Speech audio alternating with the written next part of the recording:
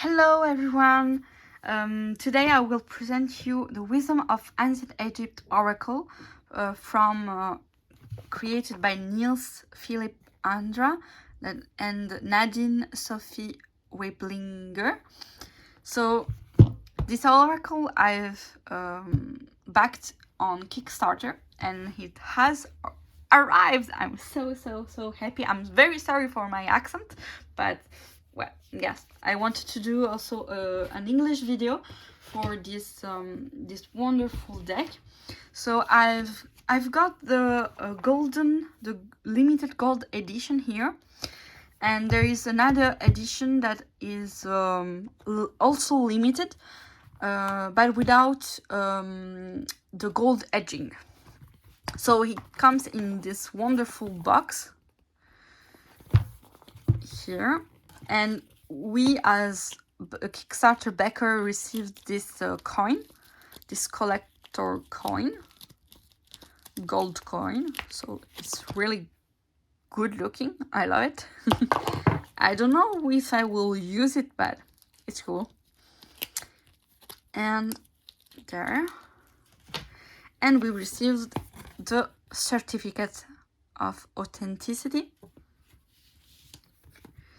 So the box is like that. I'm so sorry, I don't know why the quality is like that. I have no idea what happens with my phone. I hope you see it correctly. So let's start with the guidebook here. So we can find, I will try like that, the contents with the great in need, the gods and goddesses, the artifacts and symbols, the rulers and the monuments. So there is 50 cards. So it's a really good oracle deck, very consequent. Here is the preface if you want to read it. There is also some spread. We have information about the creators, and some of the other decks that will come in the future. So for the message of the cards, we have the little card in black and white here. We have the name of the card, the little keyword under the card here, the message, and the romance. So it's also cool for love reading, actually. This is for every cards. So it's a nice booklet guidebook, with some good information. And let's see for the cards here. So I've already done a presentation in French. I think it will be a little bit different as English is my first language. Well, French neither, but I've studied English for forever, so I'm more fluent in French. However, let's see the cards. So this is the edging, the gold edging I was talking about for the gold edition. So the normal edition doesn't have the gold edge, logically, and it has this spec. So the both edition has those specs. That is really cool. Come on, I love it. It is a gloss paper, so it's really cool to do like that. But for filming, it's not so easy. So here we have raw creation with the little keyword. So the artwork was inspired by the real hieroglyphic and representation of the god, the goddess of Egypt. So it's really an artistic inspiration by not a reinterpretation of the god and goddess, as for example with the Isis oracle of Alana Fairchild. but most like a little bit the Egyptian gods oracle that came out in with Los Scarabeo. But this one was first, as it was created in 2021. So here, and I love that there is the, I don't know what happens here. What happened? Oh, okay.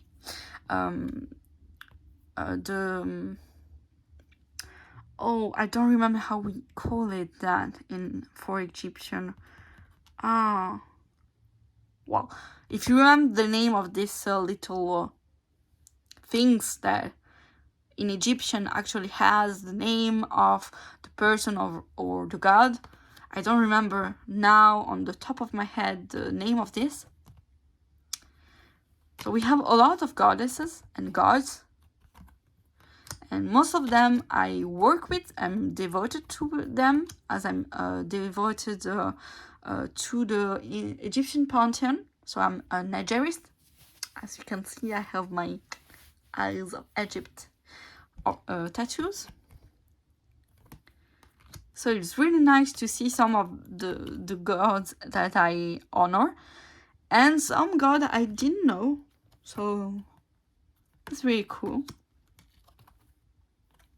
as I can work with other gods and goddesses. As for example, this one, I didn't know him. And this one, neither. And this one. So here we have Hathor. And I find the keywords that were chosen for every card are really balanced with negative, positive inclination. So as also a divinatory oracle, it could be really, really cool.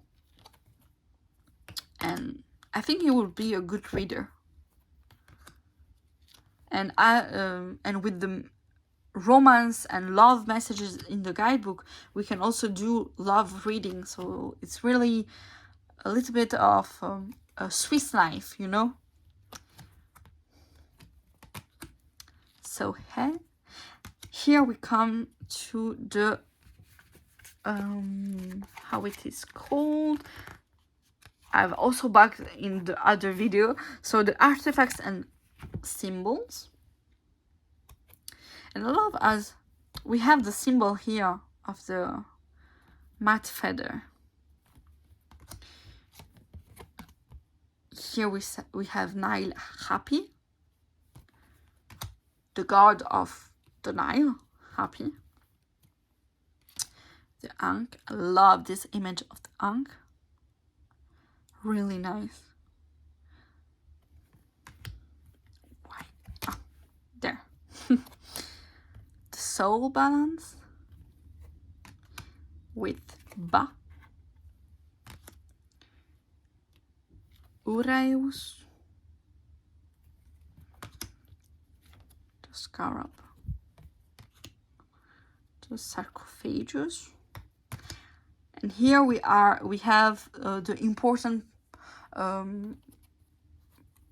like pharaohs or other how it was named, the rulers of Egypt.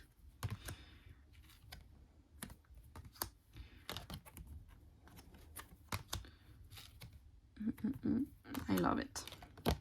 And some of them I didn't know, like for example this one, I never heard about it. So it's also interesting. And we have also a little bit like consultant, like if you are a woman or a man, you can do also divinatory meaning with those two cards, with Nefertiti as a feminine power, and Akhenaten, sorry for the pronunciations, of masculine power. So that's really cool. for more divinatory meaning, and also for love reading. It's important if there is the woman or the consultant, or maybe the man, the other person that we are reading for, like the couple, for the love reading. I don't know if you see what I mean. And there it is for the wonderful cards. So we have also the possibility to buy, if we want, it's not included, but I've bought it, is the deluxe guidebook. Sorry for the mess. We have also 2 little wonderful, I don't know how it's called, neither in English, I don't remember what those are called. I know in Italian, segnalibri. No, cat. My cat was coming. So, yeah, my book is signed. Sorry. Let's see. Up. So we have a lot of wonderful photographies and artwork here. We have the content, some little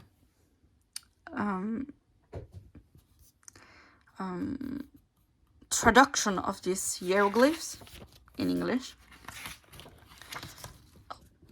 The oracle is in the way. There. I think it's better. Now, we have a little explanation of the history of the creators, why they choose this theme of Egypt. We have a little introduction of how you can use this guidebook, what there is in the guidebook. Some reading. And this reading isn't in the little guidebook.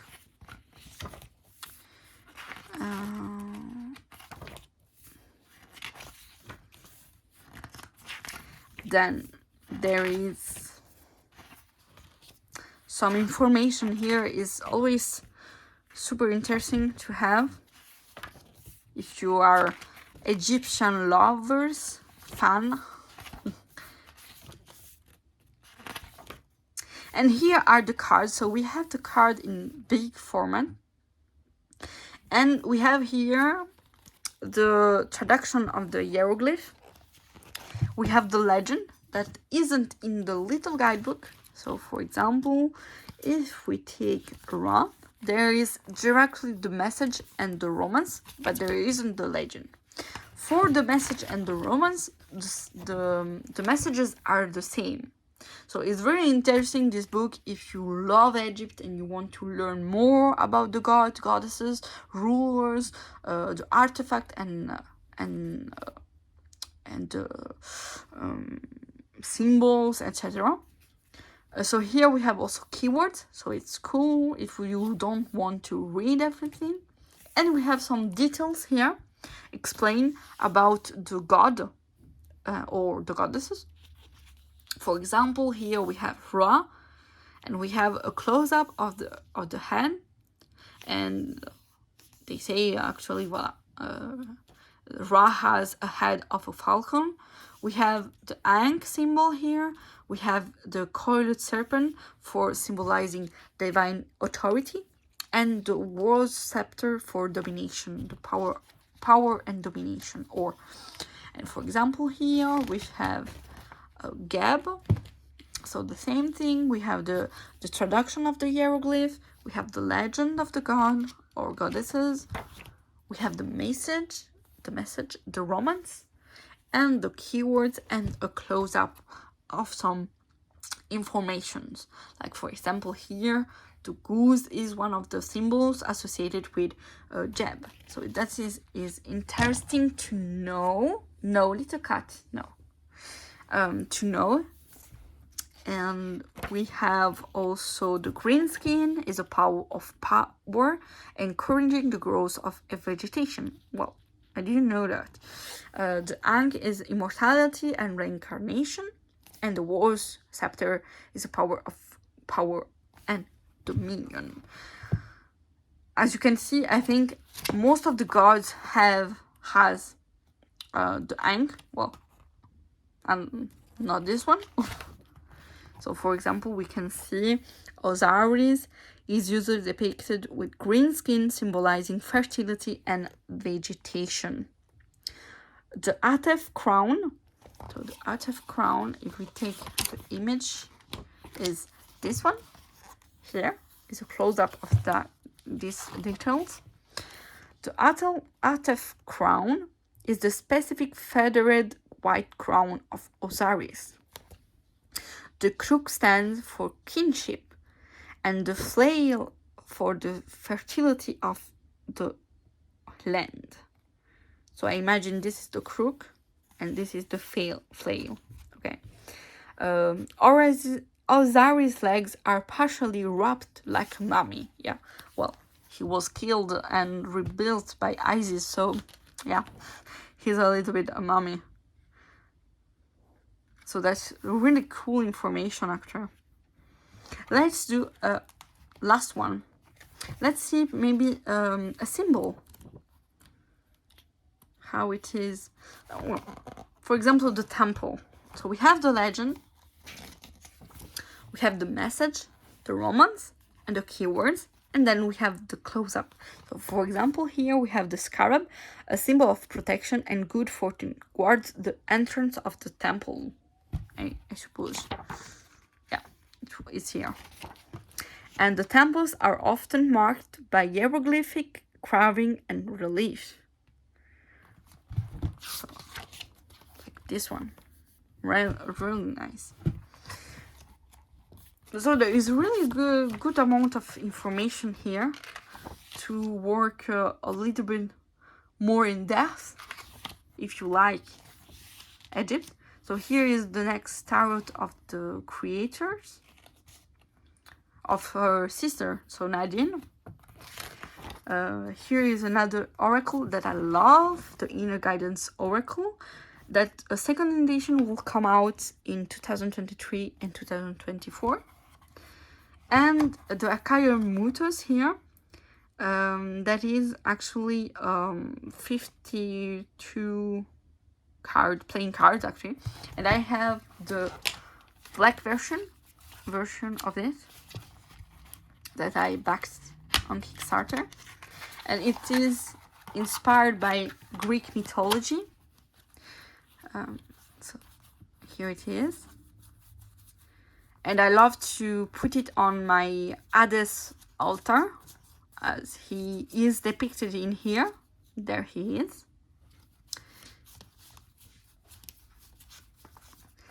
So voila, I hope this presentation helps you. I've also bought this wonderful cloth and this wonderful pouch. Unfortunately, the box don't enter in the pouch, so you need to put the cards in it, like this.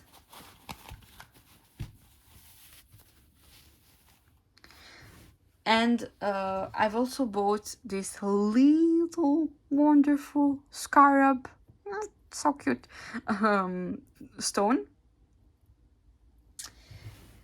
And there it is. I really hope this presentation came out clear. So where is my deck? I forgot where I put my deck. So here it is.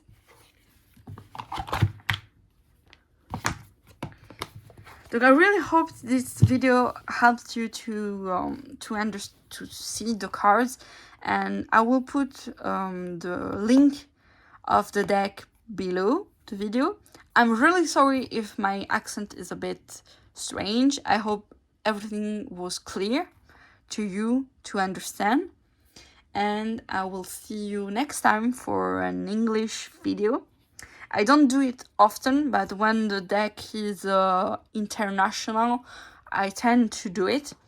It's not always the case, but sometimes I do. So I hope this video will help you, and I see you next time. Bye bye!